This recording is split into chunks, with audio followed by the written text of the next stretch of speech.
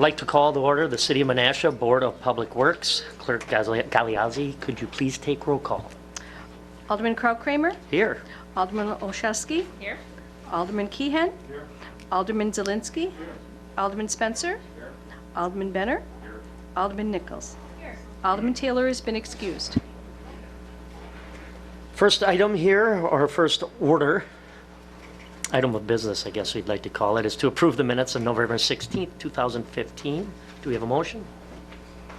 Alderman Keehan. Thank you. I move to approve the Board of Public Work minutes from the November 16th, 2015 meeting.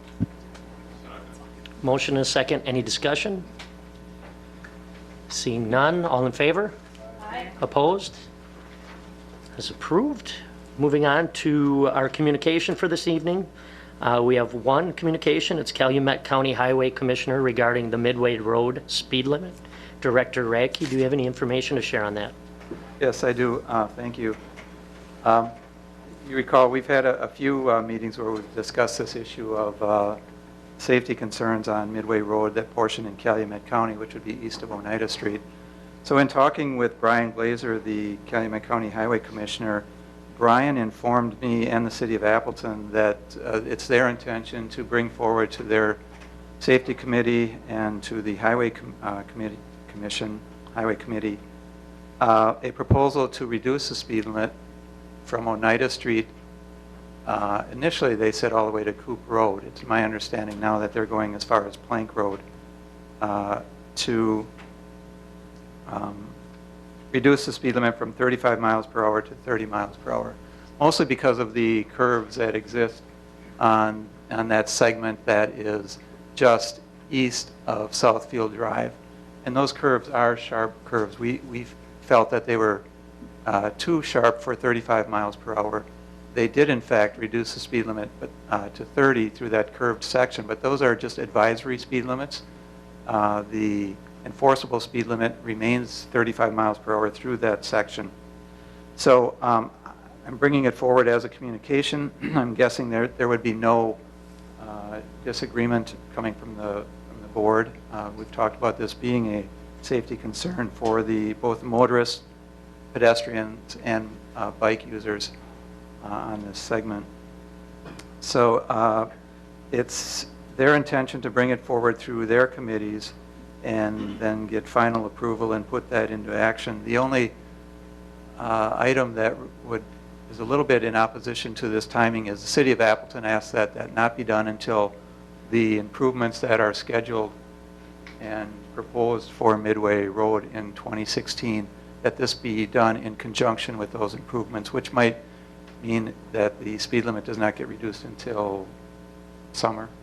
So, and that does make sense to do it in conjunction with the actual improvements that are made to Midway Road. So we're just bringing it forward to you for your information, and if you do have any questions on it, I could address those at this time. Thank you, Director Radke. Are there any questions from the council? Okay, seeing none, we can move on to our action items. The first action item tonight is the election of a vice chair. Is there anybody that would like to nominate a vice chairman for Public Works?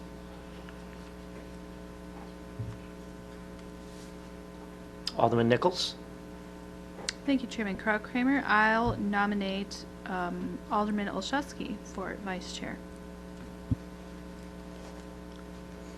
Are there any other nominations from the council?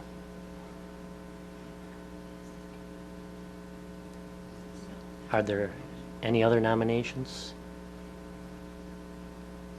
Are there any other nominations? Okay, seeing none from the council. If there's only one nomination, the clerk, could you cast a unanimous ballot for Alderman Olszewski as vice chairman of Public Works? Excellent. All in favor? Yeah. Opposed? All right. Congratulations, Alderman Olszewski. Second action item tonight is presentation of the recommended downtown walkway improvements. Not sure who we have here tonight. Well, I'll Director introduce, Radke, I'll please introduce the item. Thank you. As an obligation in our development agreement with the downtown Menasha developer, the city is to make some improvements downtown. That would be improvements for the walkway link between Main Street and the new parking structure, improvements for a crosswalk across Main Street in that mid-block crossing east of Mill Street, and then just general walkway improvements around the new office tower. And so through work that has been done by a committee in these past weeks, we have come up with various concepts, and I think we're at a point where we can make a recommendation now to the Board of Public Works for these improvements. It's on a very, very, very tight schedule because it's the developer's desire to have these improvements in place by the time the office tower is occupied, which they're looking at a May 1st, 2016 occupy date. So, and in fact, the building may be done prior to that, but their agreement says, with their tenant says May 1st. So on that basis, then, the city did retain the services of a consultant to help us with this project. And that consultant is Ken Psyche Designs out of Madison. And tonight we have Shane Burnow from Ken Psyche, who will present the findings of the committee, and we'll open it up to questions from the board. Again, with the idea that we would like some sort of forwarding of this to the council in order to maintain that schedule to try to attain the May 1st construction completion date. So with that, Shane? Thanks, Mark. It's all yours. So again, I'm Shane Burno. I'm a landscape architect with Ken Psyche Design, as Mark said. I have a small presentation for us tonight, which you should have a packet of materials on. I'm going to structure our time like this. I'm going to start with an elaboration of the project, the scope, and the area, and give you some graphics so you can see where exactly we're talking about.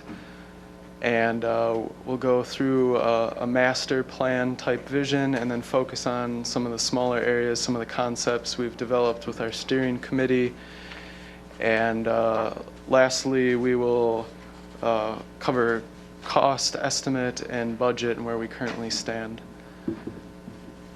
So just to get started here, the first image I would like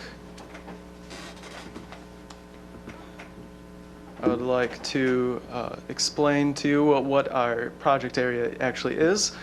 So this is north up, plan view. We have Main Street right here, Mill Street, the new parking structure in the alley, and the office tower. I apologize for these errors.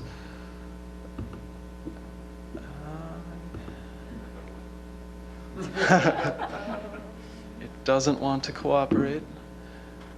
Okay. No.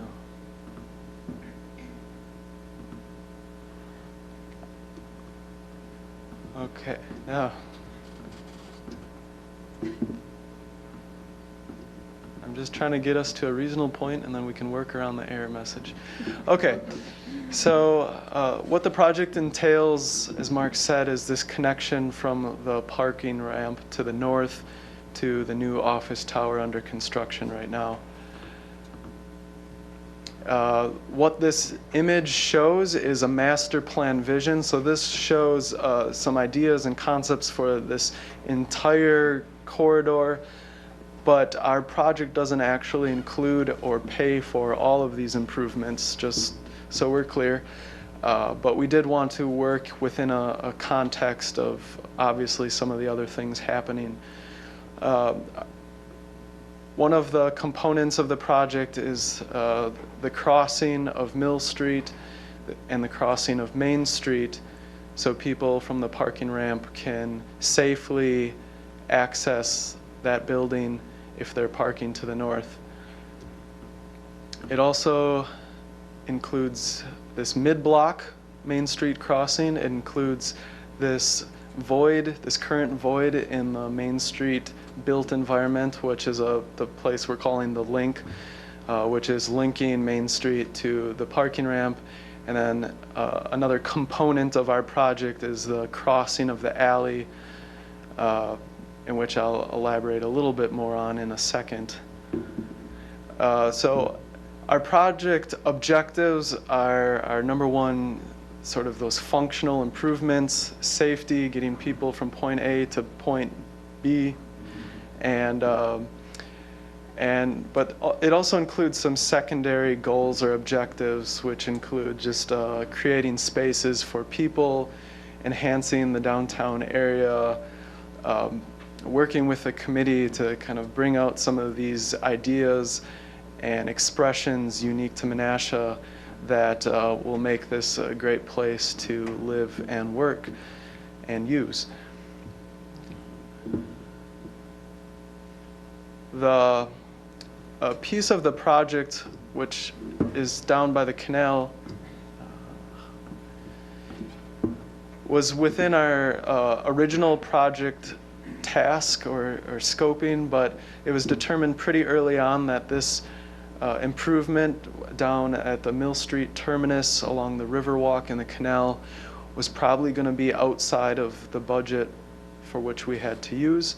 So we were carrying some of these conceptual ideas forward to this point, but they won't advance into construction documents beyond this. So again, we're talking about this area down at the Riverwalk. All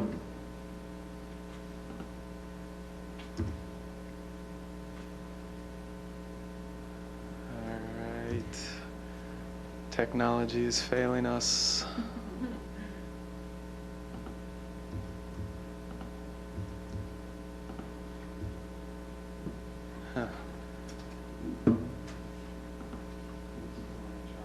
Yeah, I could maybe bounce up to the laptop here. We have that as a backup. Access online. Right, just go to the console back and pull it off that.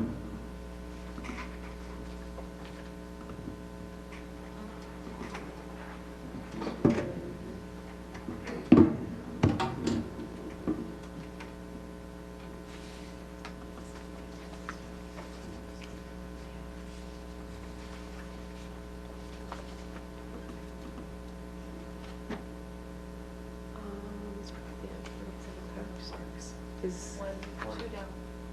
There you go. Sorry, it's pretty small. Yeah. Yeah, I know. Okay, third one down. Right? No, up one more.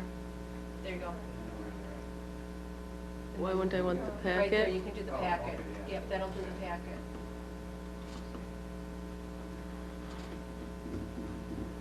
Oh. There you go. There you go. Thank you. Hopefully that's better than the last. Thank you. All right, let's try this. Oh, we might have rotation issues. Well, really all this slide was is an image of that pedestrian link so you could visualize it, but I'm guessing most of you are familiar with this space. Yeah.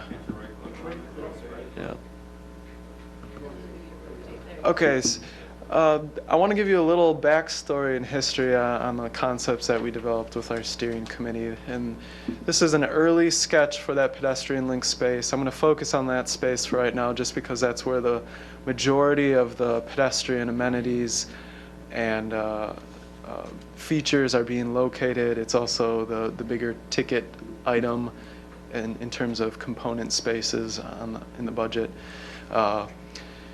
But what we noticed early on was that this space in between the buildings was very much scaled to be an interior space. It felt almost like an interior space because there probably was once a building there.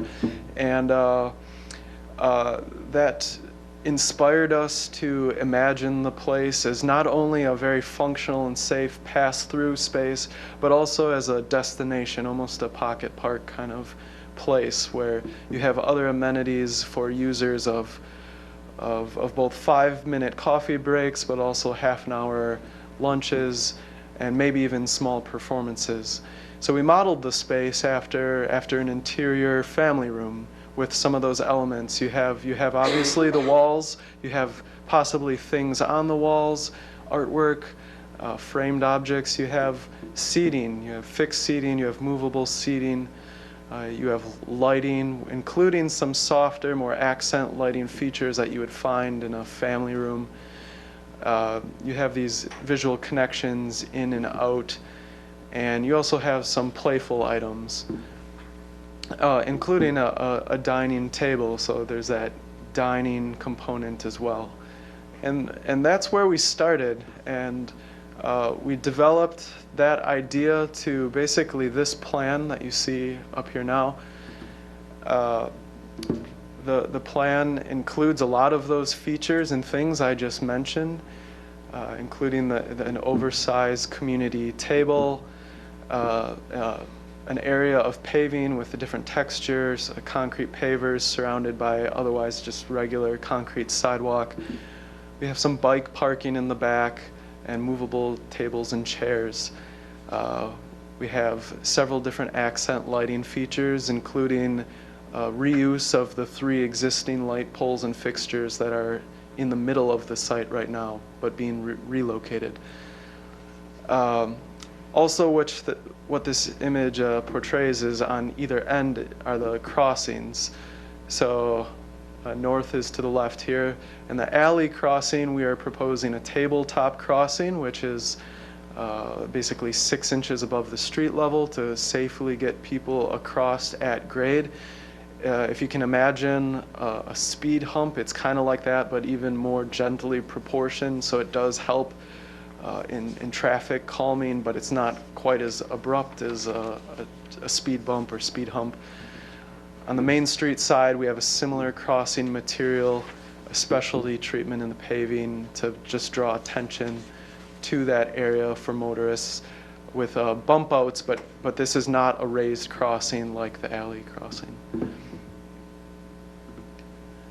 This is just an artist's rendition of what some of the nighttime lighting might look like. So the lighting is really an important feature of this space for safety, but also to make it feel like a warm and inviting space if there's even only a couple people there, or if no one's there, it still feels like a safe place to be.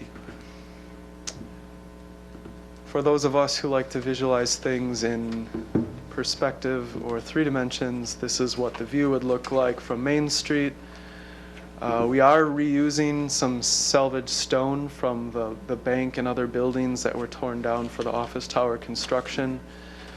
So that's one element of sort of who Menasha is, what it is that's coming back to life in this space. Another piece are these framed historic photos on the walls that we're currently working with the property owners to make sure this can happen. But that brings another level of interpretation down to the street level so people can experience what this space used to look like and what Main Street used to look like. This is with that lighting overlay, what that might look like. This is not, I guess, accurate in terms of engineered photometrics. This is more of just a rendering and an artist's interpretation, so keep that in mind. But that gives you an idea of the space at nighttime. We also want to show you a couple of the concepts we've developed for the Mill Street terminus, although it is not advancing beyond this point. But it is our recommendation and the steering committee's recommendation to reuse the salvaged bank columns in this space. We explored a few different options, including them back up at the threshold of the pedestrian link or the space we were just looking at. However, ultimately we decided that the bank columns were best suited to this space, and what we have done in a couple different options is arrange them in sort of an arcade to frame your view down Mill Street to the water, and not be the object at the end of your view, but rather frame the view of the water. And in this option, they're situated in a amphitheater type bowl topography, so that you have an upper and lower plaza. This could be well suited to just a couple of people on a lunch break, or a performance type event that works with maybe some of the other events occurring downtown Menasha. This is a second option that used more of terraces to create an overlook rather than a sunken plaza. But some of the similar ideas, and this concept would also have the potential of using and our recommendation of using the salvaged bank columns.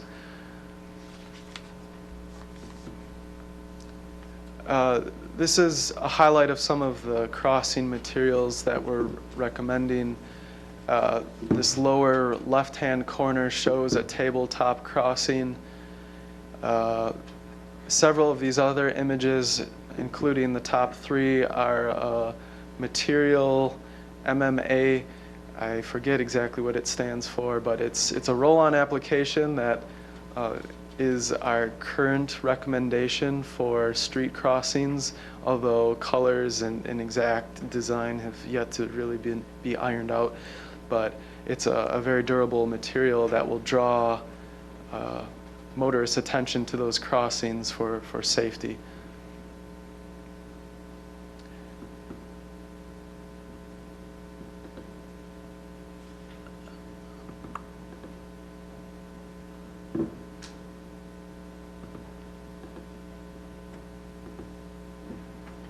And I could discuss many other details and can certainly elaborate on details if anyone has questions.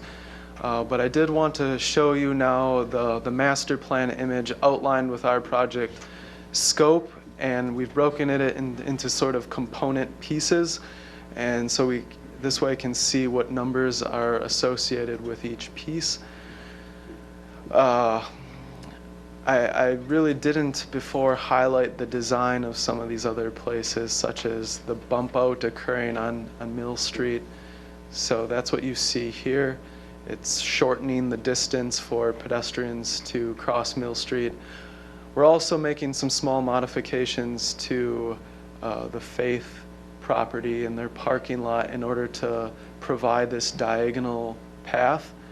So if you're coming from the parking ramp down and you cross our new crossing mid-block on Main Street, you're immediately presented with that diagonal, essentially straight to the doors of the new office tower.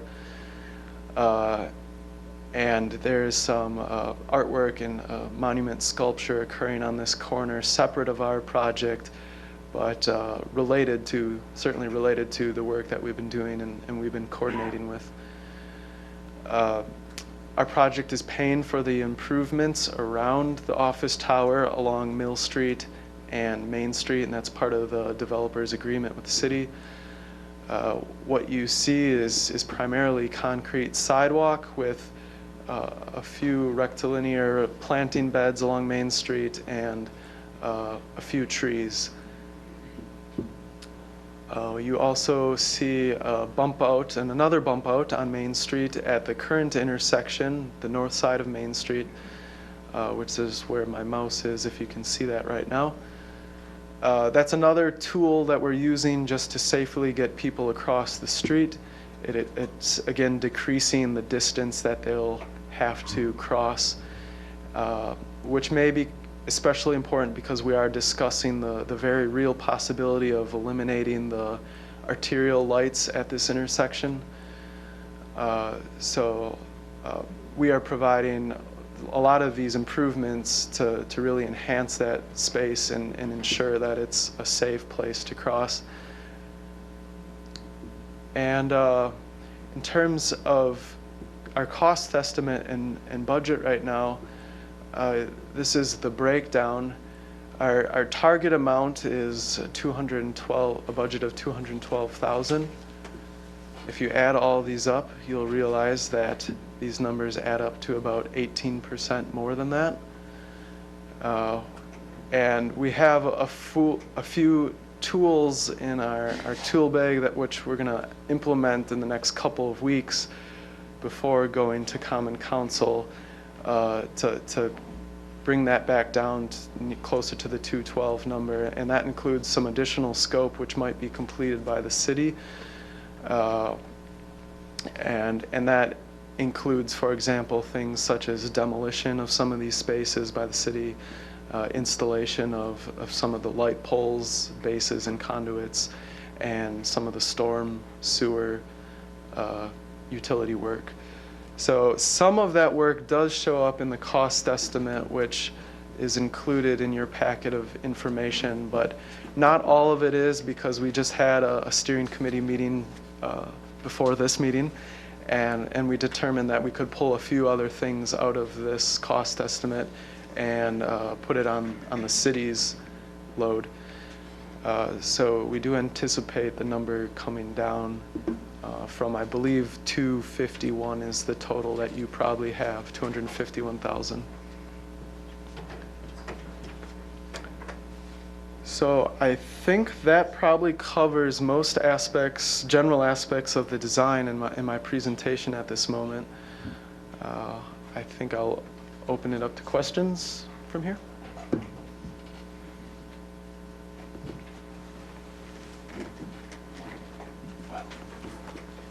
Thank you very much, Shane. Are there any questions from the council? Alderman Keehan? Thank you. We were talking about the MMA surface treatment. Is this a product that is durable, like an epoxy-based product? I know we switched to that with our street painting. This is something that, you know, the plow is going over, it's going to withstand. Yes, yeah, it is an epoxy-based product. It's very similar to sort of a two-part epoxy pavement marking, but I've discussed this product with traffic engineering in Madison, where I'm from, and they've been using it a lot lately, and they say it actually withstands more than your typical paint marking, pavement marking, somewhere in the range of 10 to 12 years of life. So they've been using it a lot. I know it's actually been gaining quite a bit of popularity across the country, but I've been seeing it a lot in Madison, and that's where I first noticed it. Several years ago, I've kind of been tracking it personally because I cross it and bike over it a lot myself. But it is a product that can be plowed over, and it comes in a variety of colors. I showed you only a few of them. Thank you. Oh yeah, and I didn't mention the slip resistance because it does usually come in a kit where they include an aggregate admixture which improves the slip resistance. So it has very good slip resistance. Are there any more questions for Shane? Alderman Benner? I don't know if this is for Shane or for the mayor, whoever, but where are we going from here?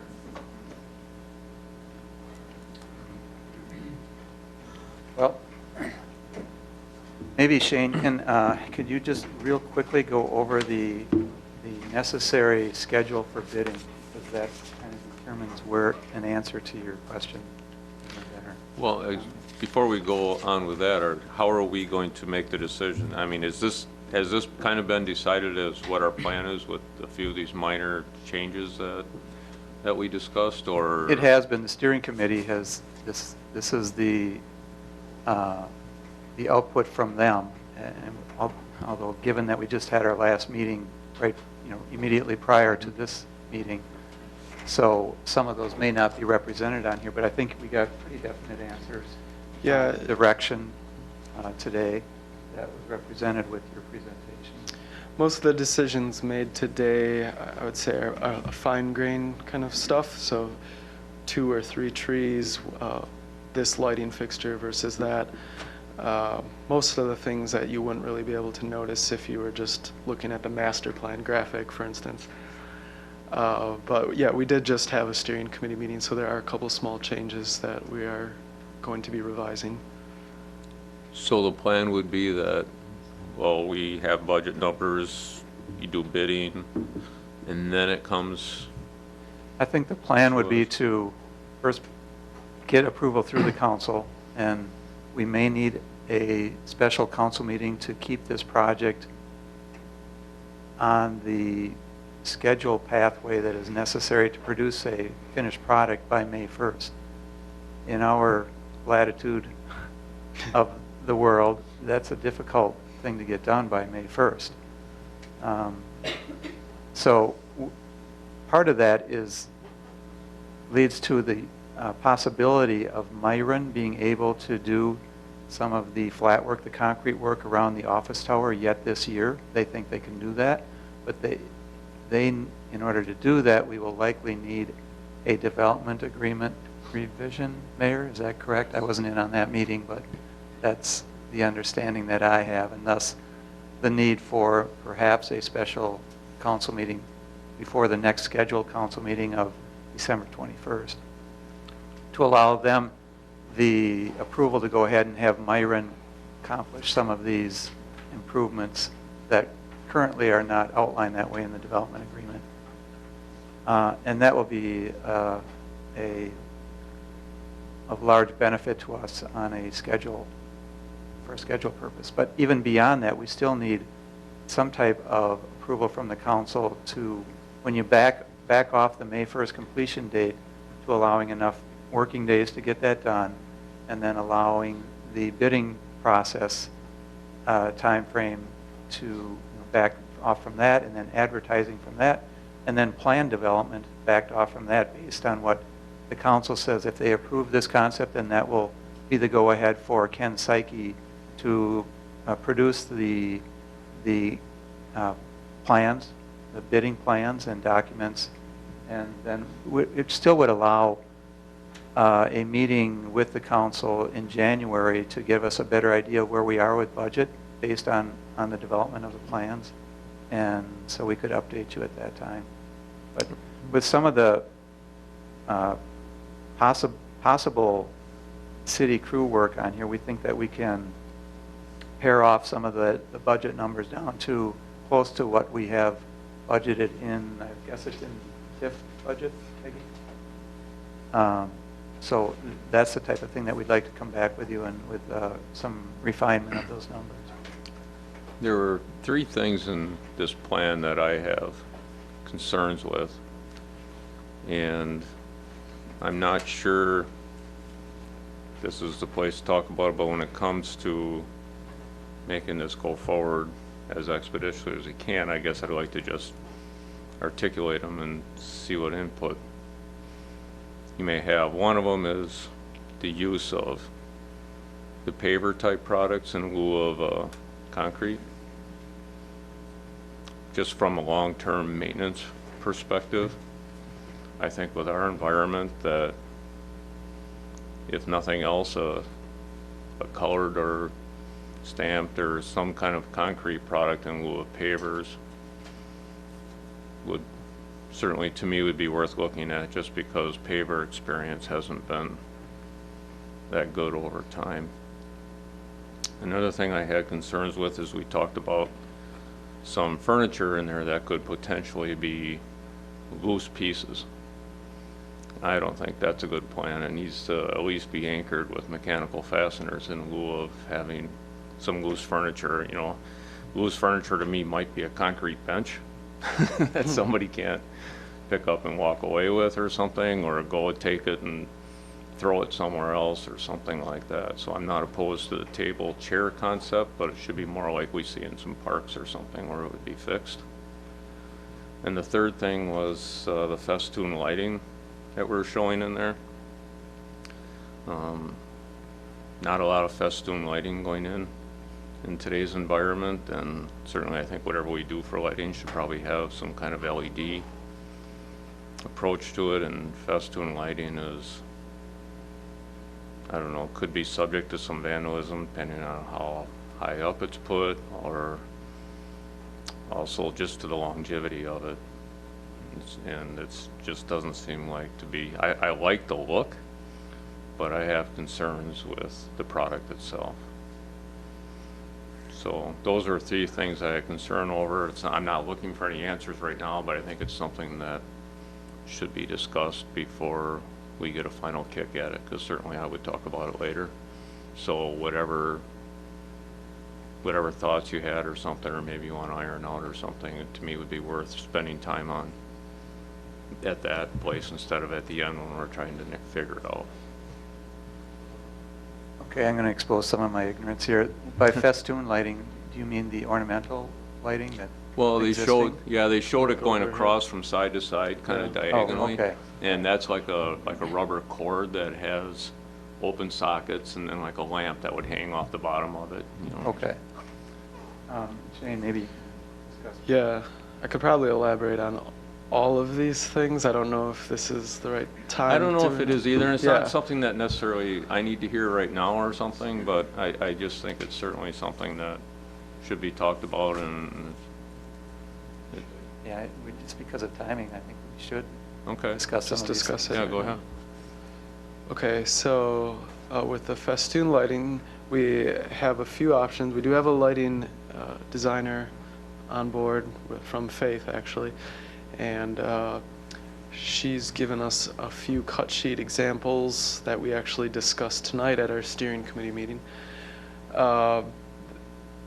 Everything we're talking about is LED, just so you're aware, with exception of maybe the existing fixtures out there right now. But the festoon lighting is also LED.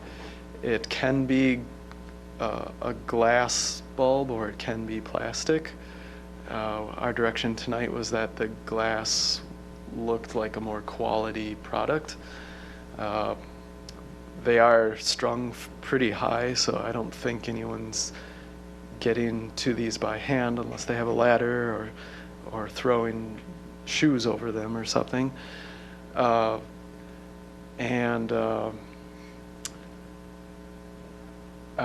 Let's see, what's the next thing? Furniture. The furniture, yeah, that's kind of a calculated risk because I've worked on a few of these projects where you have movable furniture and you expect that something might walk away.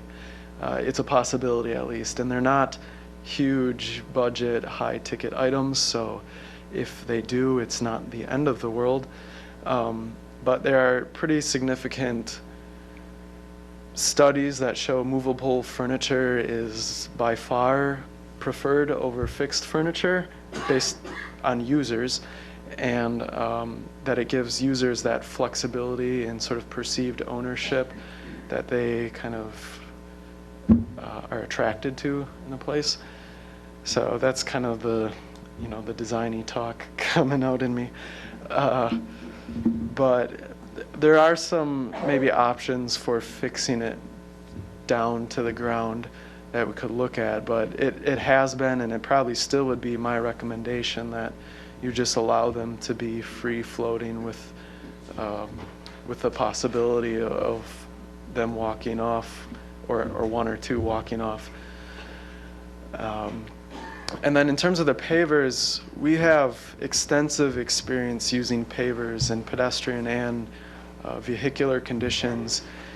And really, it does come down to the product. So I know I've seen some pavers around town, and not all pavers are created equal. So we are proposing something that's of much higher quality than I think what I've seen, at least in certain areas of Menasha. So it's a little more expensive, but it's a rock solid product that we have a lot of experience with by well, it's a proprietary if I use the manufacturer's name right now, but we've had really good experience with several manufacturers, and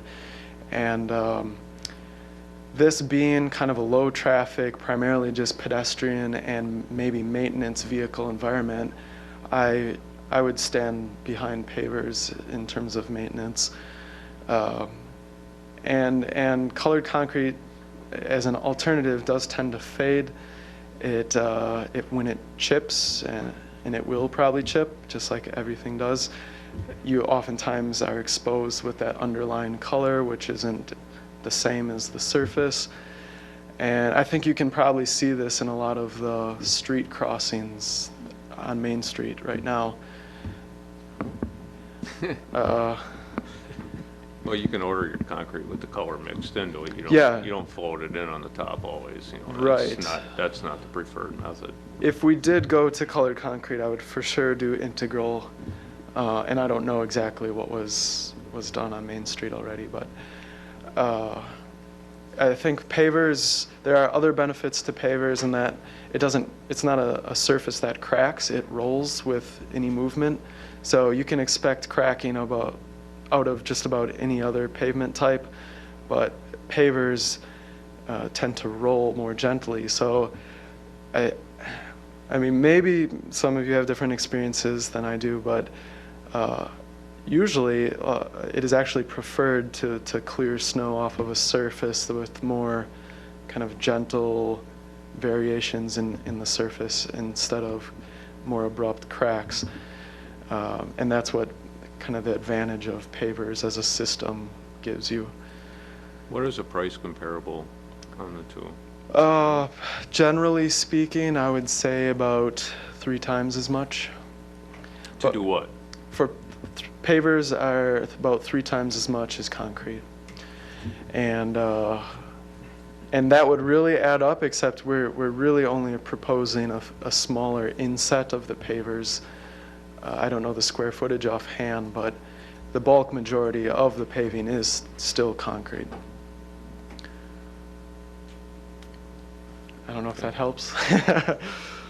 Well, so of that whole area, you're only looking at doing like pavers down the center and concrete around the outside or something? Yeah, is maybe that I the can thought? page back to it. What we're really, in concept, what we're really trying to do is create like an area rug out of Out of the a pavers? different pavement treatment. So that's this area right here. Yeah, okay. Everything else you see, that's just the scoring grid of concrete off to Okay. the side. Yeah, that's, okay, I guess I didn't understand that. Oh, yeah, yep. Yeah, okay. That's not as bad if you decide down the trail to change that out because you had a bad experience. It's not the whole thing, it's be just that one portion. Yep. That's not so bad. Okay, that's all I had. Thank you. Okay, thanks. Any other questions for Director Radke or Shane? Alderman Zelinski? Thank you.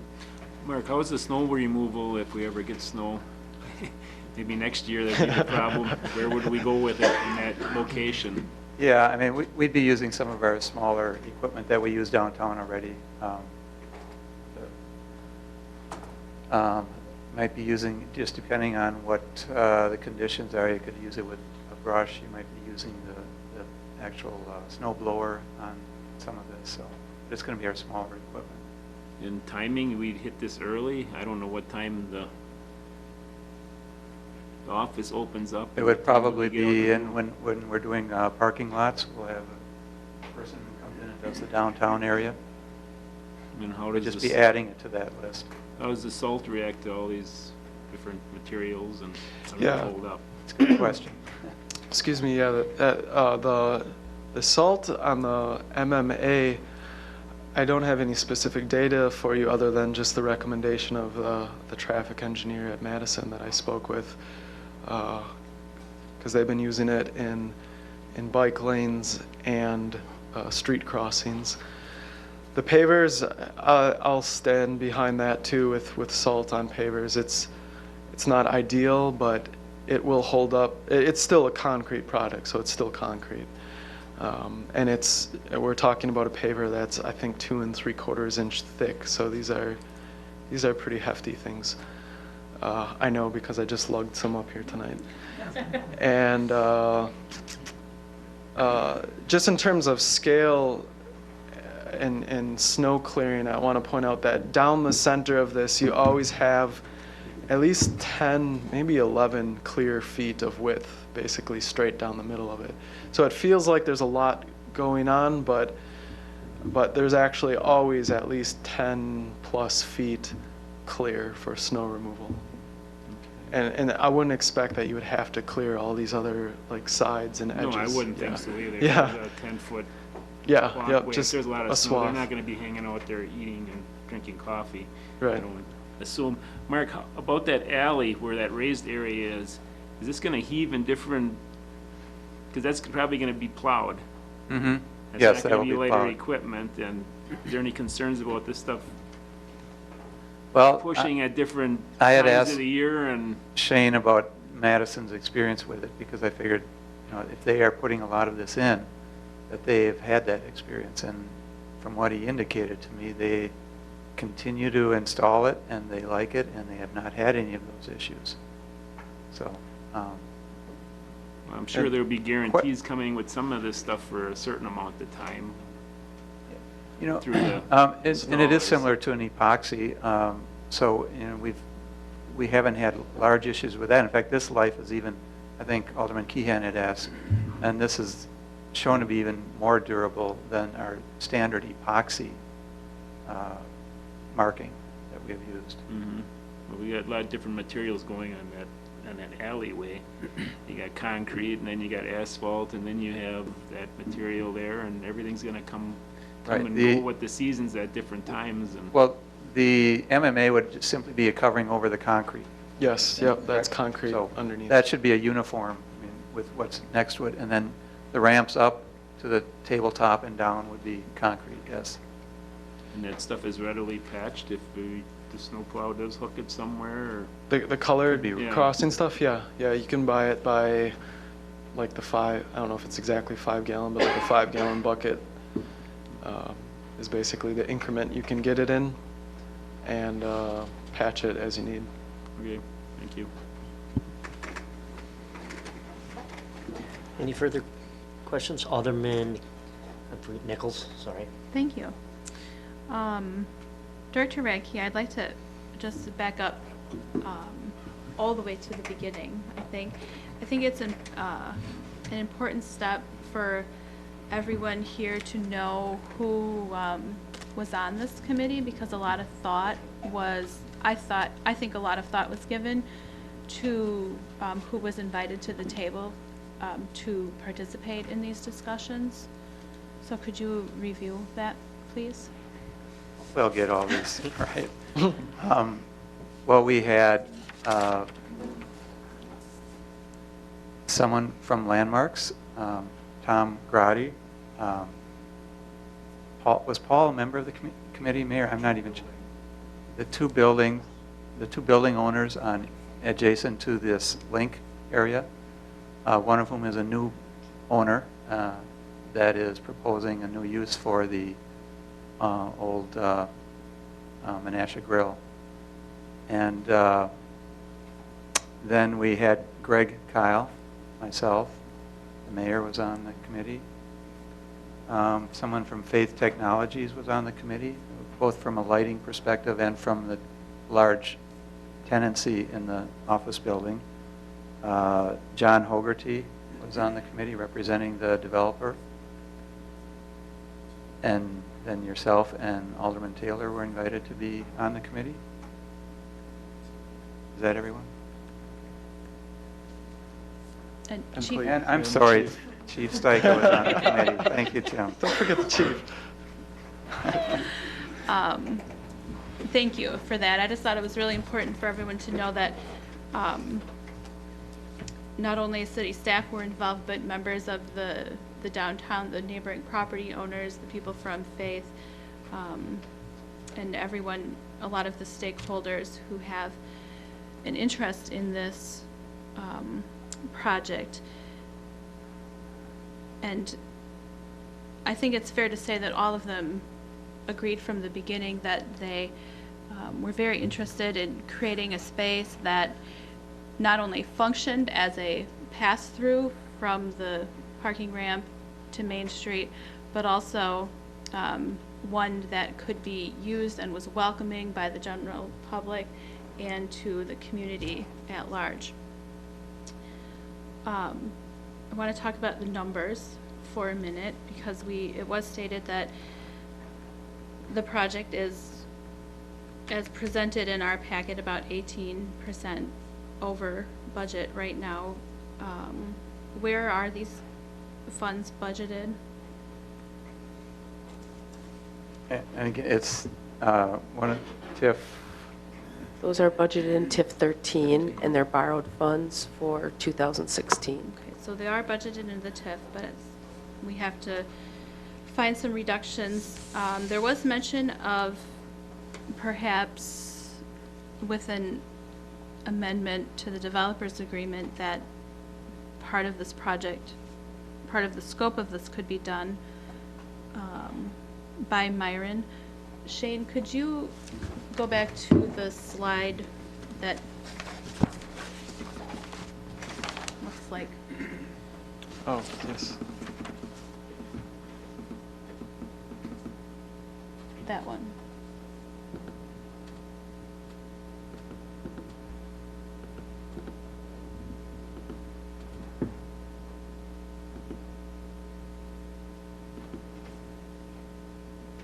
Thank you. So Director Radke, is that referring to the part outlined in red that's labeled office tower site frontages? yes,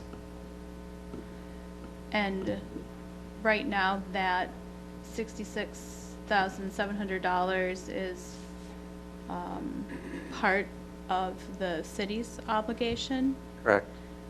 and potentially, if an amendment were approved, that would then become, if I'm understanding it correctly, that would then become part of the developer's responsibility, or it would remain No, the it would city's? remain city obligation. It just, it could be done, I'm not sure what their unit costs are.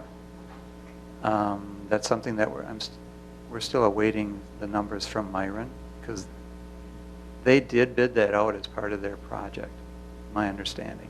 But they bid it kind of as a lump sum, so that would have to be broken out, and we're waiting to hear what those numbers are.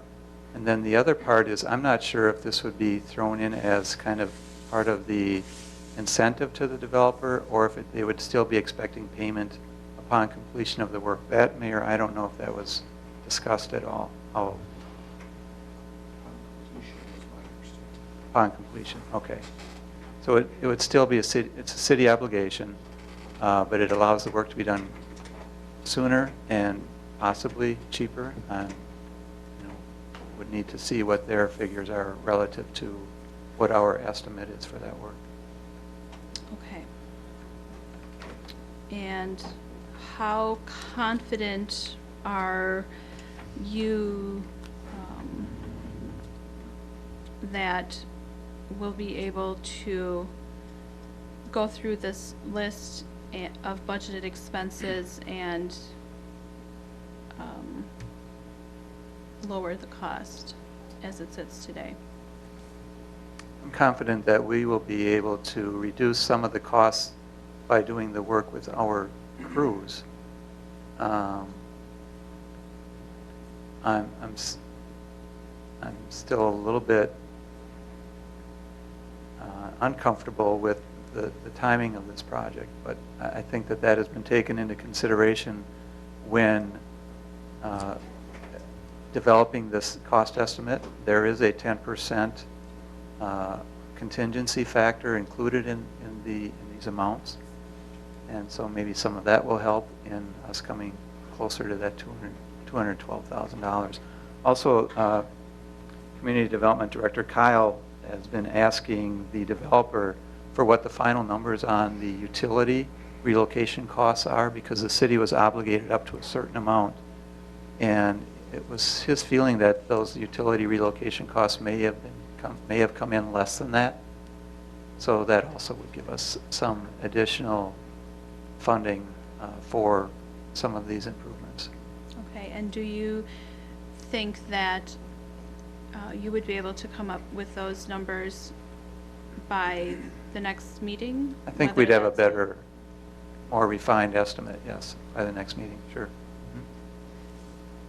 The next council? If we get that information from Myron, which I don't think will be an issue.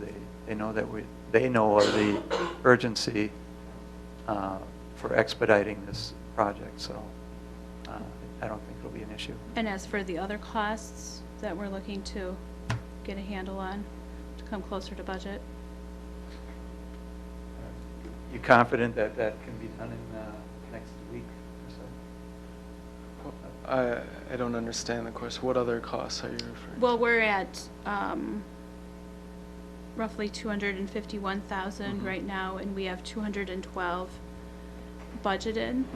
So over between now and the next council meeting, how confident are you that we'll be able to get those numbers more in the ballpark of 212,000? I think it does depend on some of the same, it's kind of the same answer as Mark's, is it kind of depends on some of these other factors, and I do think we will do what we can to apply more specific cost information to our line items, and possibly even reduce a few things if we have to get closer to that number. But that being said, in all honesty, that still might not mean anything if we don't get favorable numbers from Myron, for instance, or some of these other options we have.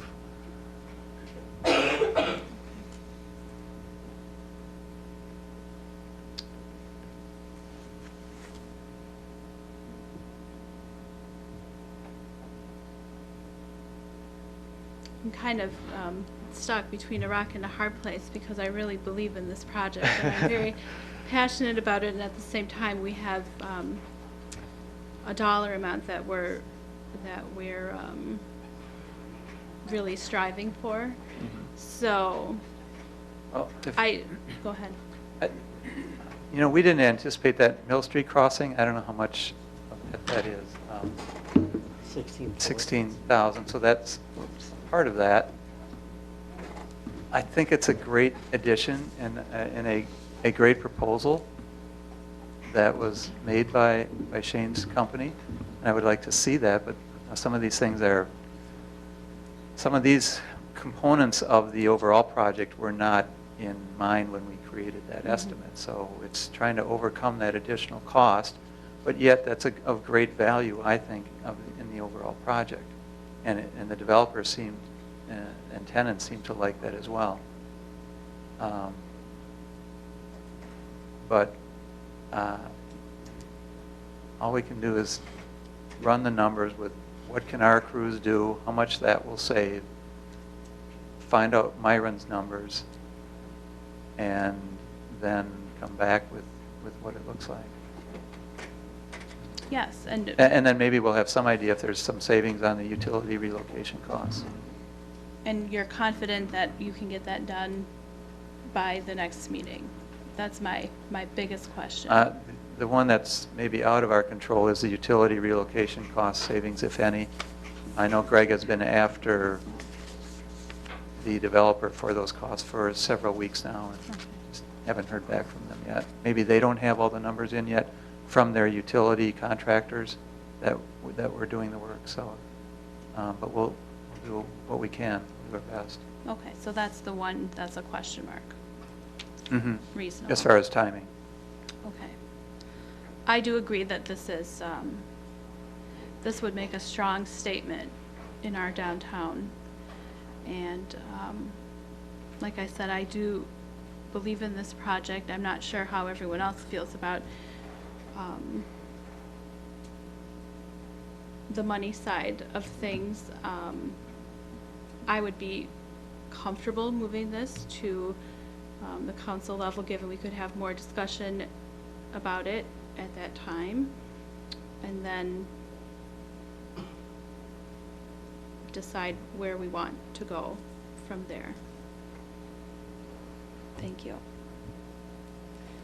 Any further questions or discussion? Alderman Zelinski. Thank you. You know, I never care about the money part of it.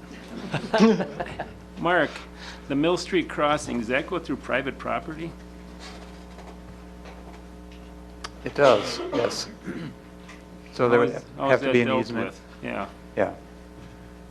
We would have to acquire an easement or, well, I'm thinking easement in this situation. And all the renderings, there was some kind of a monument out there with an Indian chief on there. Is that still incorporated in this? It is.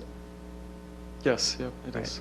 Yeah, that's That's not the city's cost, that was by the developer. So what were the discussions with going through that private property? The discussions were, how is that going to impact the parking lot? How many stalls are we going to lose? What else, Mayor, was that? Yeah, I think that was it. So they were able to reconfigure some stalls in the lot, and to the point of satisfying the developer and the tenant.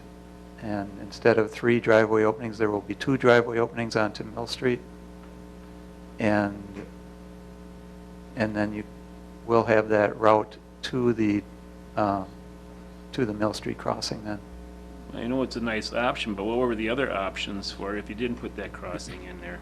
How would you get around that corner and? The other option Would you nip that would have been to corner and- follow the existing sidewalk system. So, crossing at the intersection and then coming down on the Well, west side of Mill. Were there any other features you could put in if you followed the regular sidewalk? Yeah, so the discussion that led to that is basically if we don't provide it, we think it will be created just as a cow path otherwise, because it is kind of a straight line connection, point A to point B. So just to, I think, entertain your line of thought here, if you remove that piece, you would still have the crossing here. We just don't have it highlighted in this graphic because we weren't showing it as part of our project to repave it or redo it. But it could be there, or you could simply make peace with the fact that people may cut through at that diagonal, but not actually provide anything for that at this time. At that point, was the developer involved in with it, where they could have helped out with this part of it? Was there any discussion in that? Since it's their property to begin with, and it enhances their We building. kind of hesitated to allow them to jump in there, but no, they Well, didn't, they could add they it did in- not indicate a willingness to do that. Well, they could add it any time if they decided that was the easiest access to the building. I'm looking at it, it looks nice, but how many steps do you really save in the long run? And if you nip that corner, I don't know how far right away comes into that corner. It doesn't come very far into the corner.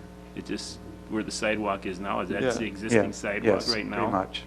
Yeah, essentially just that diagonal, what you're referring to, is the only piece not in the right-of-way.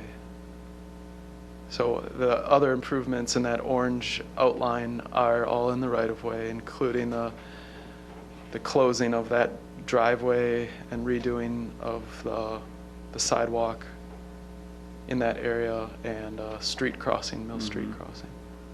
Okay.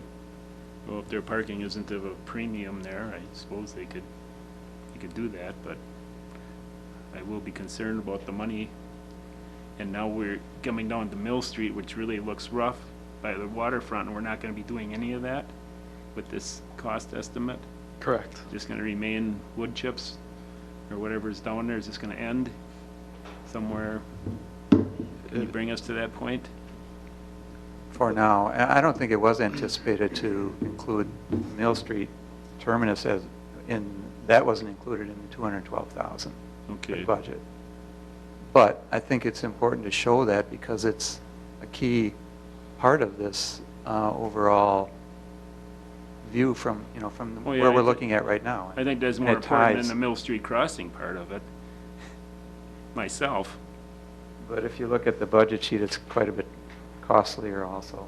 You know, Uh, we have this pillar committee, did they speak on this yet, or is this just a guess of where we could possibly put the pillars?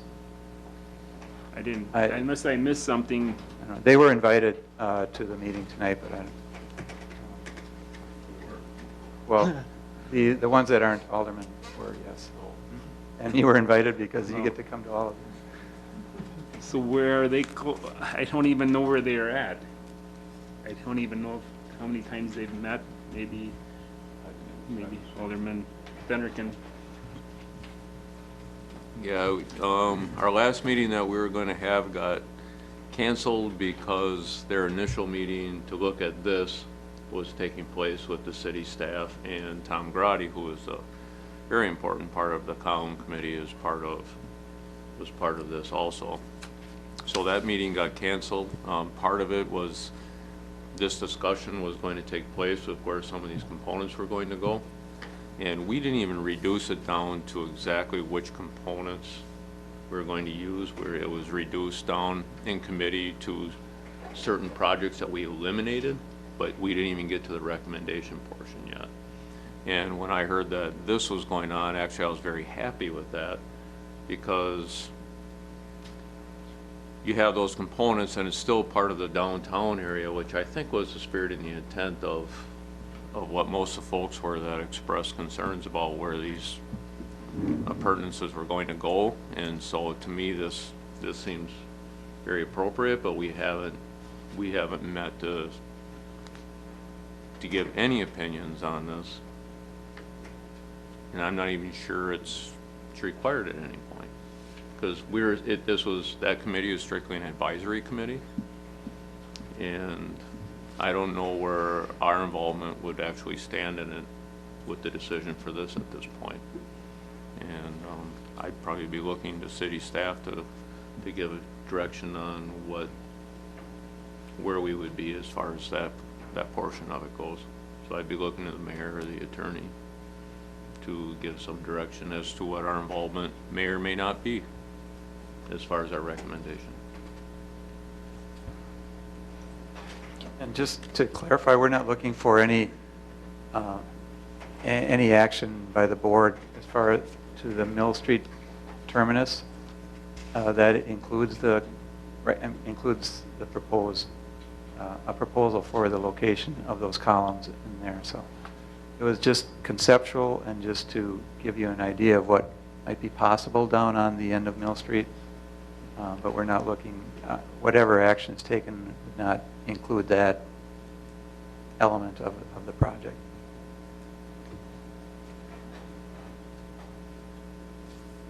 Any further discussion? Alderman Nichols? Thank you again. If we could elaborate on Alderman Zielinski's question about the Mill Street crossing, and because in the beginning there were several different options presented for routes, but it became clear pretty quickly why this particular crossing was desired. Would Director Radke or Shane or perhaps Chief Steichel like to address that concern? Yeah, just for the clarification point, where you can sort of see from the diagram, when you have pedestrians crossing at the current Main Street and Mill Street intersection, that is a considerably longer, and the site visibilities are a lot more difficult at that intersection as opposed to moving it down to a mid-block crossing, which isn't always advisable, but as we threw around the different ideas with it, the proximity to it, we figured that there would be a lot of people, whether they cut the corner or not, just now waiting for either the stoplight or if it goes to a stop sign in that intersection. If you also noticed, Shane had mentioned how we would be doing a bump out there. So the actual space of the roadway that a pedestrian would be crossing is only 20 feet there, as opposed to if they'd be crossing the traditional crossing that exists right now of, I don't know, what is that, Mark, 35 feet? So you're substantially decreasing the amount of roadway space that a person would be crossing to go in or out of the building, which was one of the things that became pretty apparent to the group that made a heck of a lot of sense.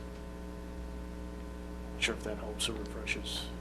Yeah, I'll elaborate too. I think because our steering committee discussed this extensively, and it was the opinion of the steering committee that if we don't provide that is the most direct connection, and people will probably be making it whether there's a official crossing or not.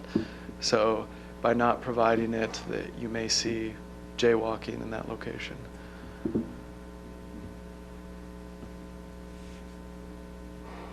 Thank you for that clarification. And Director Eki, could you, are we needing to, this has been a presentation, you mentioned that it's on a timetable, a pretty firm timetable at this point. What kind of action or recommended action are you looking for this evening? I'd be looking for this to be forwarded to the council.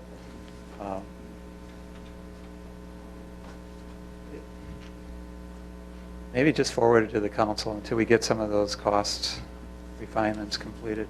But it's the board's wishes if they wanted to do something more than that, or if they didn't want to, if they aren't ready to do that. But unfortunately, we are under a time constraint, and one that was, I think everything was done up to this point to expedite as much as we could to get to this point. So I don't know what else we could have done to be here any quicker than we are. It's just that kind of squeeze that is before us because of the timing of the project and the completion date of the project.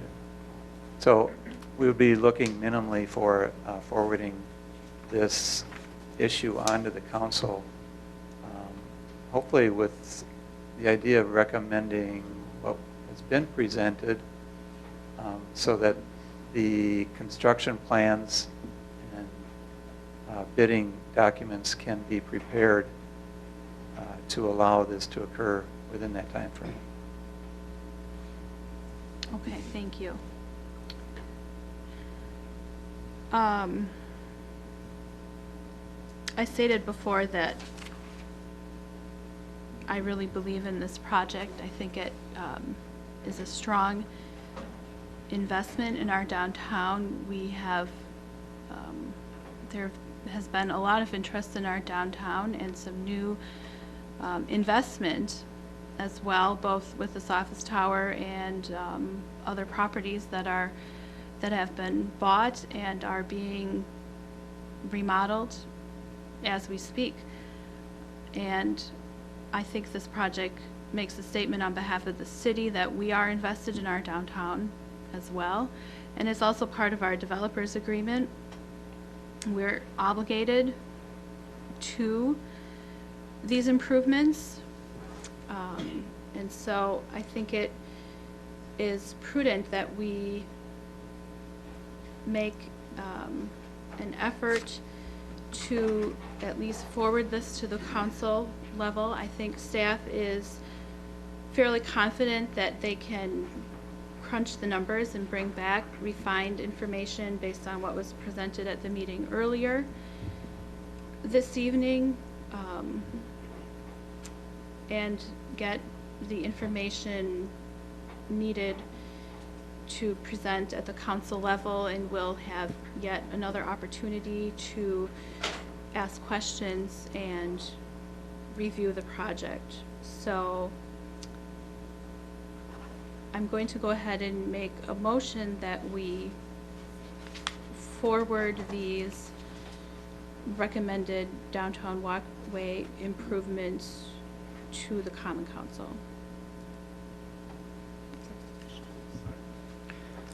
Motion and a second to approve the recommended downtown walkway to council. Is there any further discussion? Seeing none, can we take a roll call vote, please?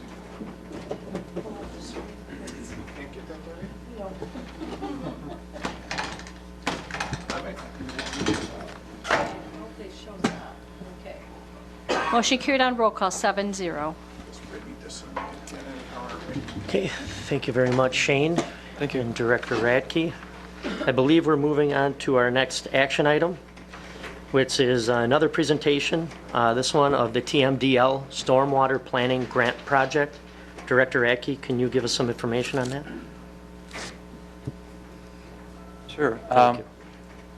Actually, this TMDL Stormwater Planning Grant was something that the city was awarded back in 2013. And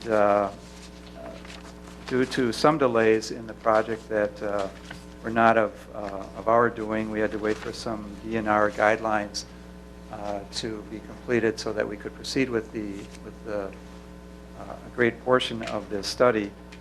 So the project was given an extension to the end of this year, and tonight we will have Nick Vandehei from McMahon Associates to present some of his findings. It's going to be a pretty general overview. We will return with the draft final report at a future board meeting, but we did want to update you with some of what the findings are at this point and just describe some of the, it's been a while since we've talked of this planning grant project, so just wanted to bring you up to speed with it and let Nick get his presentation started. Go ahead, Mr. Van High. All right. You need a glass of water? Yeah, I'm doing okay, I think. So as Mark said, this was a grant that we received through the Wisconsin DNR to help propel the city forward with some of its municipal stormwater permit compliance, particularly as it relates to planning activities. So some of the things that we covered with the grant were the permit that we have through the state for the city requires that we update our construction site erosion control ordinance and our post-construction stormwater management ordinance. Those two ordinances tend to affect the development community probably most significantly, I would say. And then we also developed as part of the grant a street sweeping and parking control ordinance that kind of works together to help the sweeping program be a little bit more effective. And again, these are just draft documents that were prepared, and eventually they would be brought forward for review and adoption when the time is appropriate. We also looked at dedicated revenue sources, mainly for existing stormwater facilities that the city had constructed, like mainly the Taco Pond, if you remember that one from about 5 years ago. And that way, as developers or other landowners have a need, that maybe they can buy into that facility instead of building their own. The biggest part of this grant, I would say, is the city-wide stormwater quality management, which was basically a modeling exercise. And then we also worked with the Wisconsin Department of Transportation on a preliminary design for the city and the town to expand the Taco Pond as part of the 441 project. So with that in mind, as I said, we had to do a pollutant loading analysis for the city's developed area. And we were focusing on the sediment pollutant and the phosphorus pollutant. Those were the two identified in the permit. And from a modeling standpoint, this is essentially the city limits shown up here. The gray areas are basically parts of the city where we have curb and gutter streets where we're running our street sweeper. And the yellow areas would be parts of the city that really don't currently drain to a street that has a sweeping operation occurring on it. And then the green areas would be more grass swales. But from a city standpoint, you are by far mostly curb and gutter in the community as opposed to grass road ditches or things like that. So the orange areas would be watersheds that drain into existing stormwater ponds. So you can see the big, I guess, orange area in the middle of the map there would be along Oneida Street or the Highway 10 corridor, just north of Manitowoc Road there. So, and then our newer development off of Lake Park, those are some more stormwater ponds that were built for those residential and commercial developments out there. So, but in combination, the street sweeping, the ponds, they achieve a 9% sediment reduction for purposes of the NR 151 requirement back in 2008. So that goal was a 20% sediment reduction in 2008, and we were at basically a 9%. In 2009 and 10, that Taco Pond was constructed, kind of along Taco Road, just west of 441, and that helped us push ourselves up to 24%, which is about where we're at today. So the good news there is we've satisfied the 20% requirement that was required by the Wisconsin DNR for 151.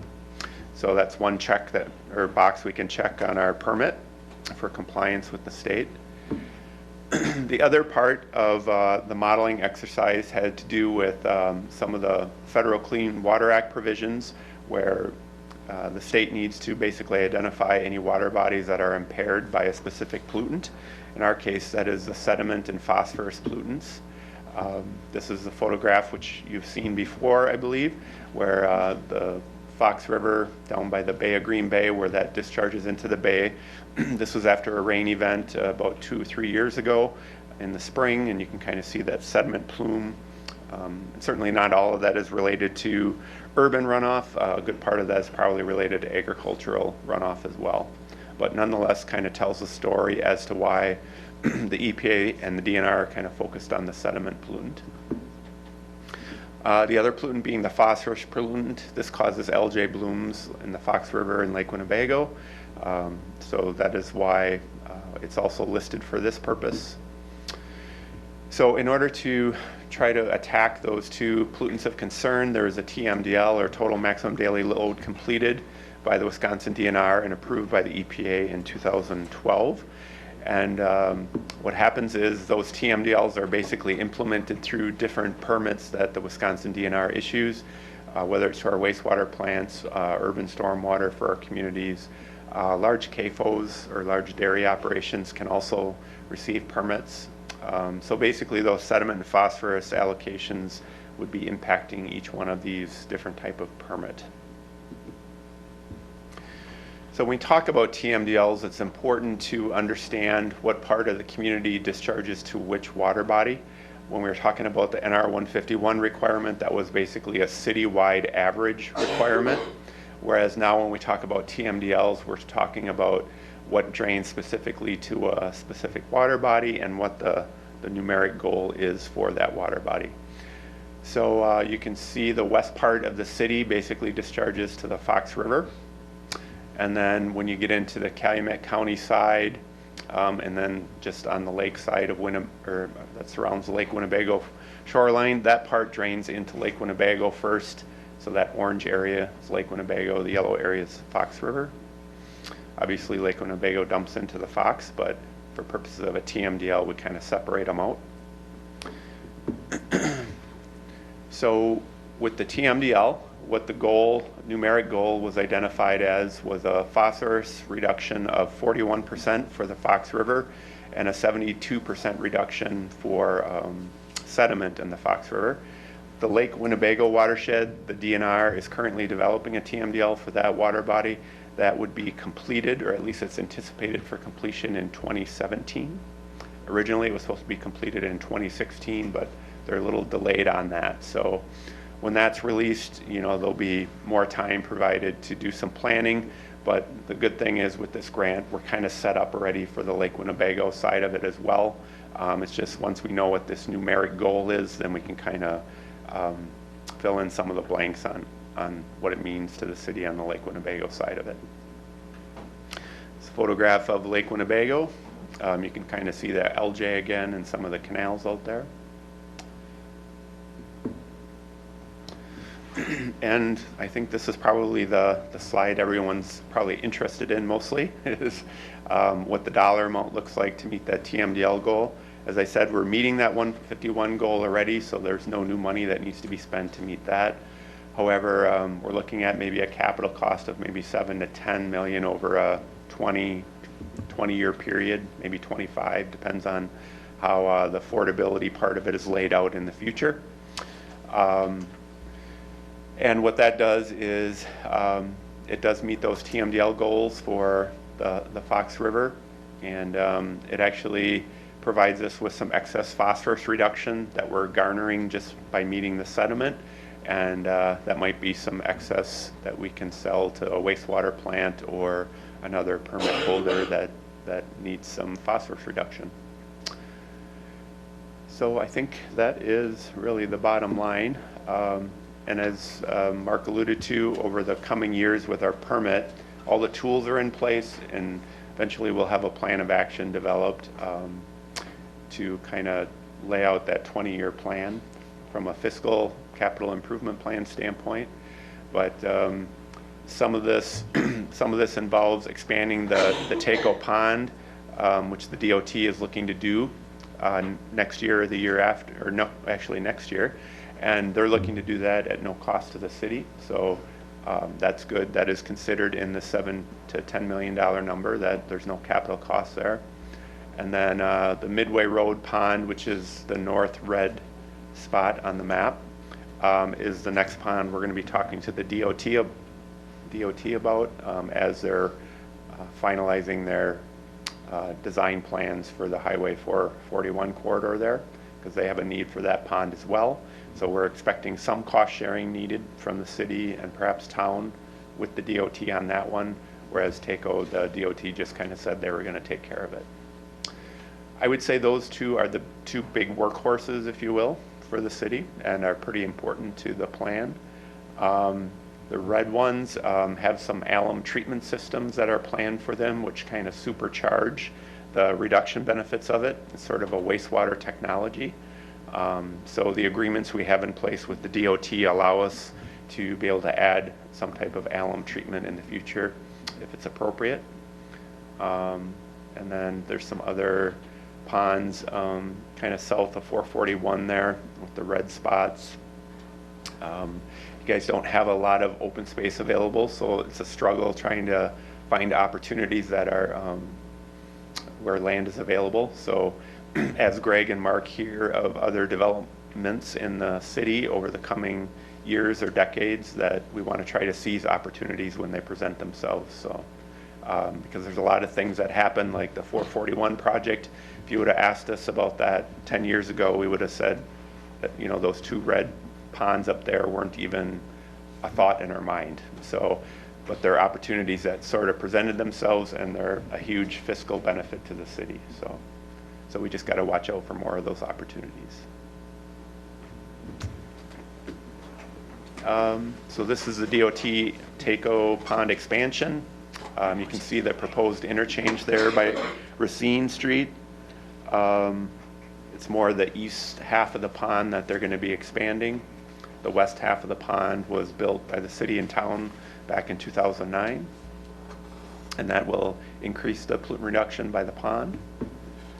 And this is a more blow up of that watershed of the city. So you can see it encompasses a very large part, basically south of Midway Road, north of Highway 114. Kind of gives you a feel for the size of the watershed. You can see the quarry in the middle, not in the yellow area, but the yellow area kind of goes around the quarry, for the old Badger Highway quarry. So it's about 1,300 acre watershed, very, very large watershed for a pond. And then this is a close-up of the Midway Pond, which is the other one that the DOT is looking to perhaps take on, maybe in 2017 or 18. One that they're not ready to talk to us about yet, but one in which we tried to offer some suggestions to them about how we would like to see this happen. We even had joint meetings with the Winnebago County as well as the town of Menasha on this one with the DOT, just trying to show a unified, support for a project like this. And there's many iterations of watershed associated with this pond, some much, much larger than this, and some smaller than this. So got to kind of take this watershed with a little bit of a grain of salt, because it's likely to change as those DOT conversations firm up. So that is what we have for you today, and as Mark said, a very brief overview, but you guys had a nice discussion on pathways and walkways earlier, so. Are there any questions or discussion for Director Radke or Mr. Van Dyke? Alderman Nichols? Thank you. I have a few questions. I'm not sure who can answer them. The first, probably Director Radke. The timeline for this, I know this is the second time we've gone through this presentation, and it was mentioned that we would get the Lake Winnebago numbers in 2017. So where are we in this process, and what are we looking at for a timeline? Well, actually, I think maybe Nick could answer those a little bit better than I, but first thing is that we will be required to develop an action plan, and I believe, looking on that, I think we have March of 2018 is, by the end of March of 2018, to develop that action plan, which is going to be our blueprint for proceeding with some of these, whether they are actually structural improvements to affect some of these reductions in pollutants, or if they're operational. I think they're going to have to be mostly structural. Correct me if I'm misstating anything. Prior to that, we would want to have our ordinances revised to match current 151 and our 151 code sections. And that, I'm not sure by when we have to have that. I think May of this coming year. May of 2016. So we'll be bringing those forward through the process. And Lake Winnebago TMD, isn't that actually part of the Upper Fox and Wolf? It is, and it's something that we as a city don't have control over the timeline. As you can imagine, it's a quite sizable area when you talk about Wolf River and the Lake Winnebago's pool system. So that TMDL is quite sizable, and it's just taking them longer than what they had envisioned it was going to take. So we just, I guess, once it is completed, we have our numeric goals, and then we can kind of roll that into the program to help identify what those costs might look like in the future, how that picture might look for the city. I can't begin to speculate as to what the % reduction goals would be for Lake Winnebago for the city at this point in time. There's a lot of questions out there yet with the state. Lake Winnebago is a big body of water with lots of municipalities Yes. around it. Is there an opportunity in this process for the different municipalities to work together towards a common goal, or do we each have our individual goals? Well, the state has a permit with each entity, and that's how the state regulates each municipality. So each municipality kind of has their responsibility identified. Having said that, some of the tools available to municipalities is to work together, as you could work together with City of Neenah or other neighboring communities. We've done it with the town of Menasha. We're doing it with the Wisconsin DOT, because even the Wisconsin DOT is subject to these rules as well. So, you know, the fact that we're working with them on this Highway 441 project to have them benefit as well as the city and as well as the town and the county. But we could certainly expand that and look further up, you know, in the river system or lake system, because everyone is going to have similar issues and concerns. So anything we can do to minimize costs, I think, would be any elected body's goal. So. Okay. And you mentioned the county. I recall reading an article in the paper not too long ago that Winnebago County had budgeted,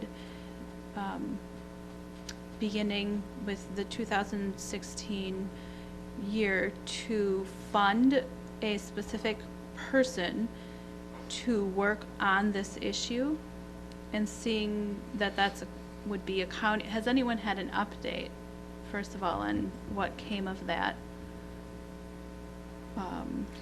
Well, Land and Water deals with the agricultural side as well. The part of the county that's actually regulated under this permit is the county highway department's infrastructure, as opposed to the Land and Water Department for the county. So Land and Water Department definitely deals with the agricultural landowners in the watershed to try to help deal with the agricultural side of the TMDL. So I'm not sure this position that you mentioned, if it was specific to the TMDL, which, you know, could mean agriculture, or it could mean, you know, the highway system. I'm just not sure how that position was identified for funding. Okay. I'll go back and look into that. And then my last question is the issue of non-point sources, which is predominantly agricultural, and it has a great effect on the Lake Winnebago and subsequently the Fox River system. What sorts of things are being done to bring, to make those folks comply with these standards as well? On the agricultural side, it's a little bit more difficult from the standpoint of the DNR regulating agriculture. DNR is able to regulate wastewater treatment plants very effectively. They're able to regulate urban stormwater communities such as the city of Menasha very effectively. For various political reasons, perhaps, whatever the case may be, that the will or the desire to regulate the agricultural community to in the same manner as what a wastewater or urban stormwater community would be is not out there. So the way the DNR would be relying upon the agricultural side of the equation coming into compliance with the TMDL is through cost-sharing arrangements or other compliance tools such as water quality trading or adaptive management. And some of those tools rely on the wastewater treatment plant or an urban stormwater community basically working with the agricultural sector if they think they can more cost effectively meet the sediment and phosphorus goals for the water body rather than just working on the wastewater plant or just working on the urban stormwater part of it.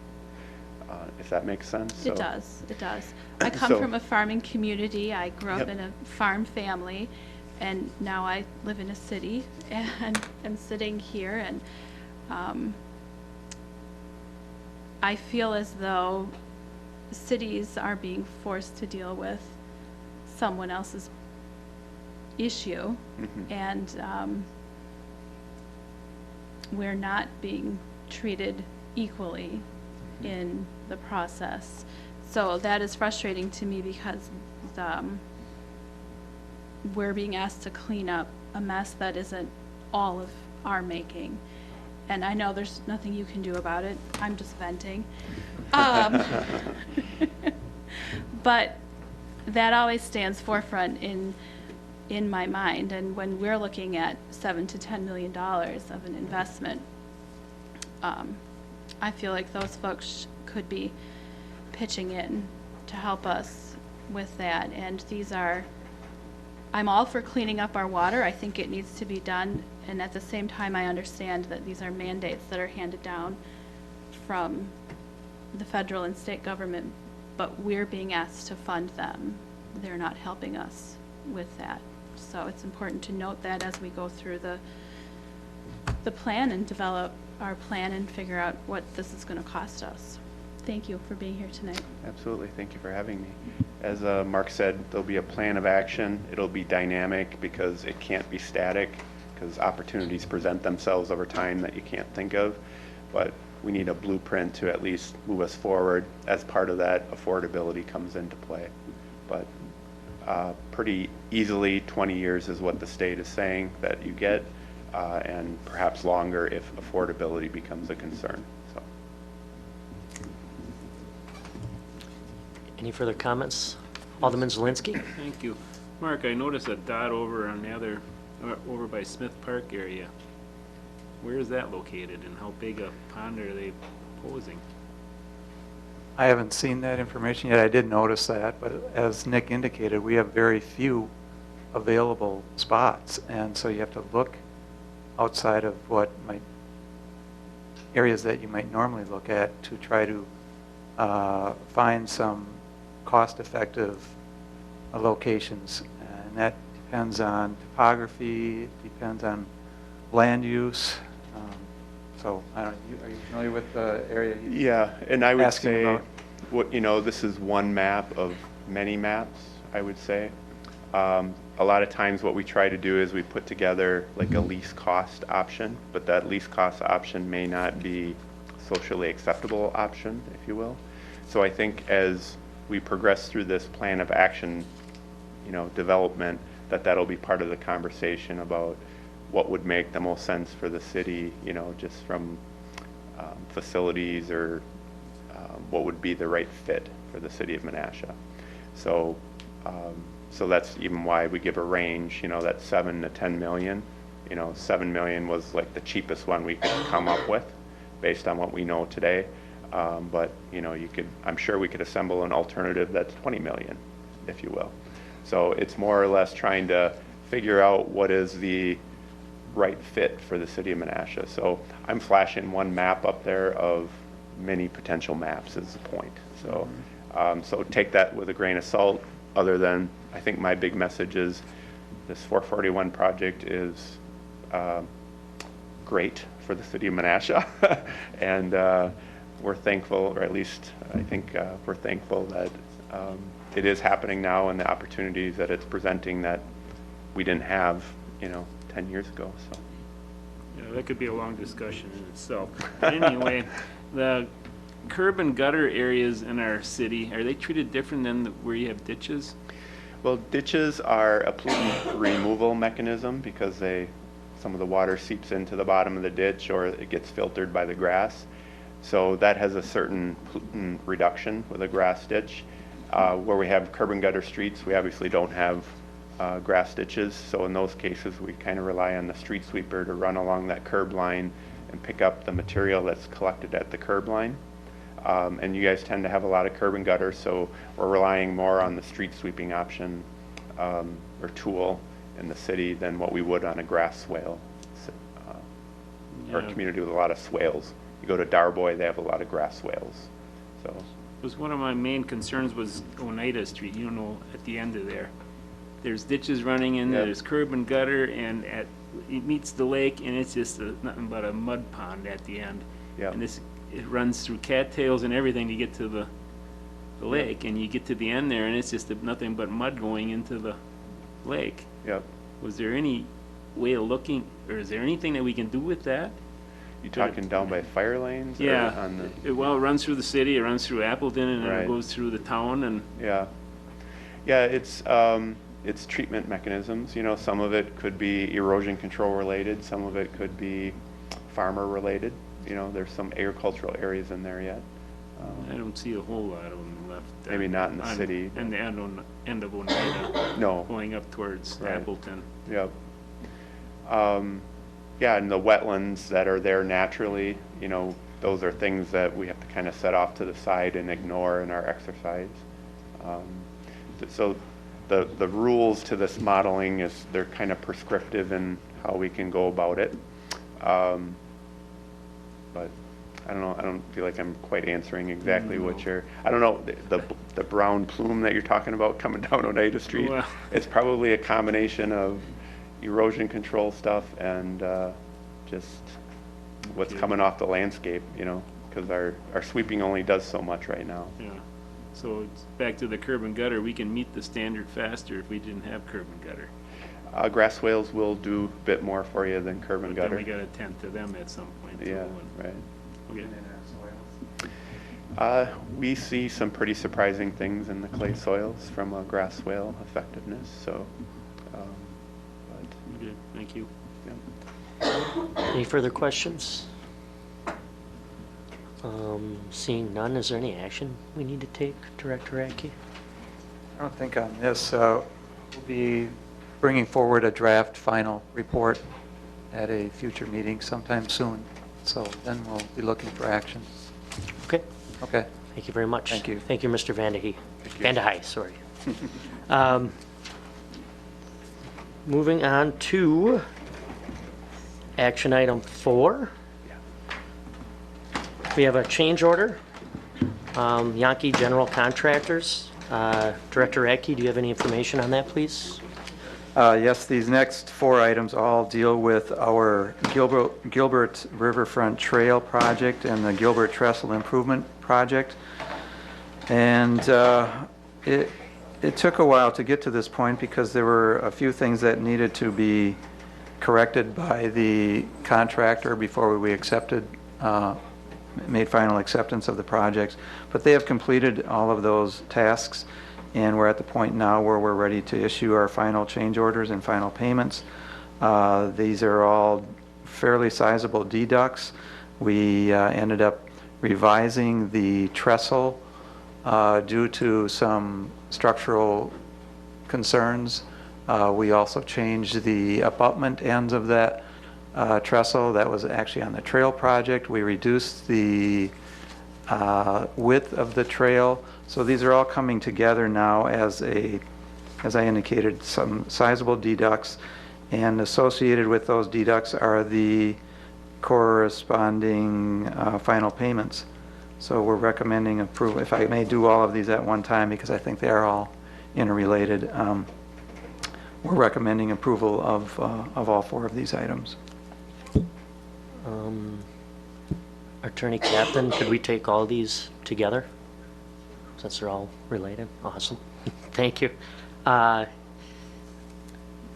Is there a motion to approve action items 4 through 7?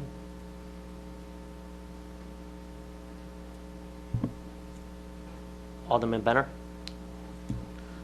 Thank you, Mr. Chairman. At this time, I'd like to make a motion to approve the change orders 4 through 7 for contract number 2014-03.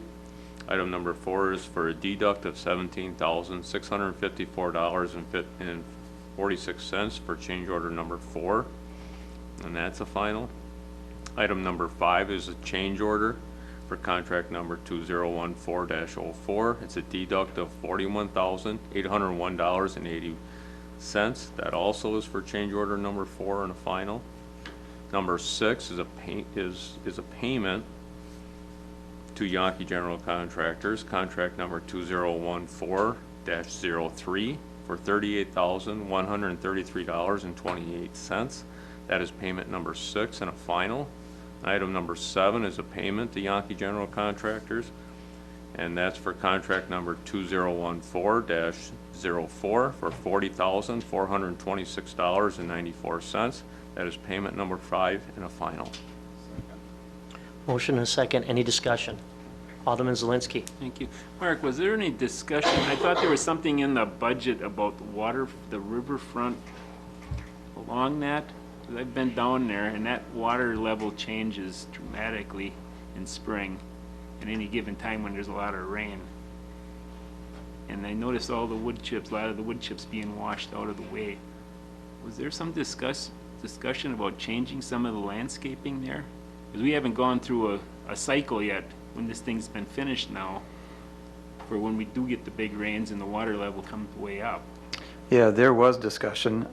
We brought that to their attention because we felt that that would result in some of those wood chips disappearing for that reason.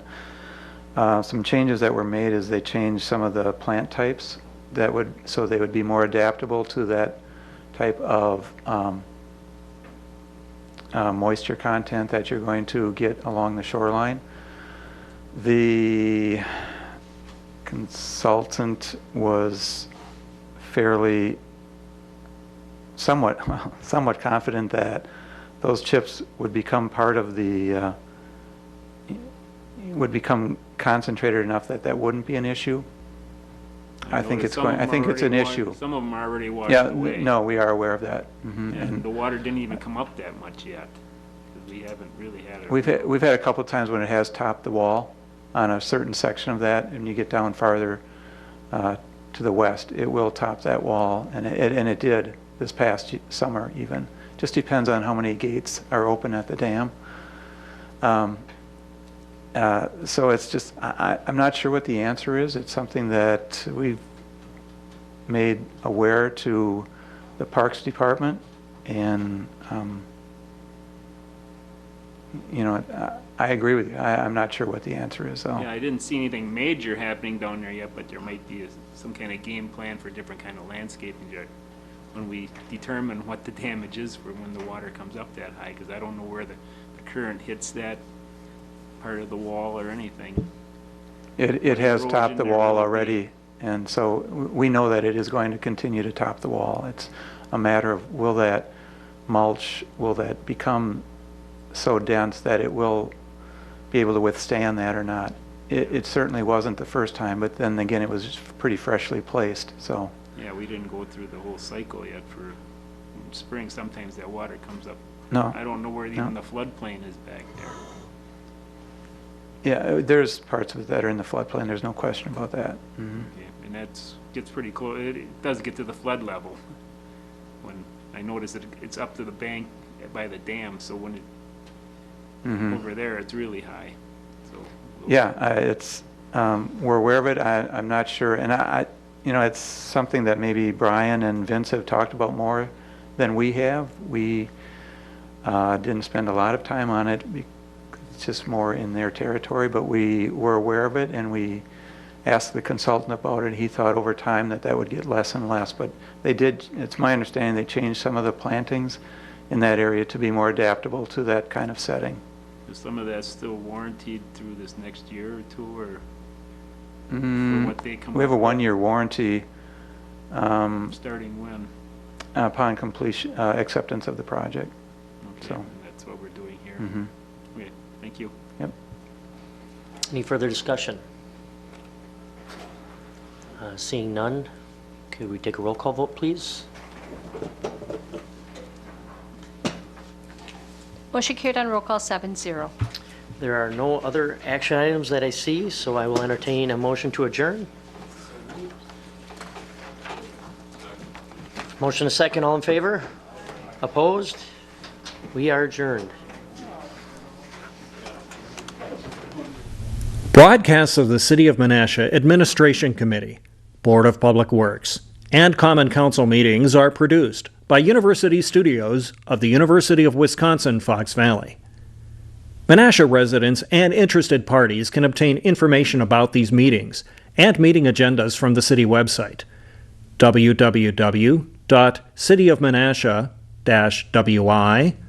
www.cityofmenasha-wi.gov. Expression of opinions regarding City of Menasha issues or about these broadcasts can be made by contacting the Mayor's Office, 920-967-5117. Contacting their City Alderman. Contact information appears on the website. Completing the electronic feedback form on the website. All public portions of the meetings are recorded in entirety and are not edited for playback.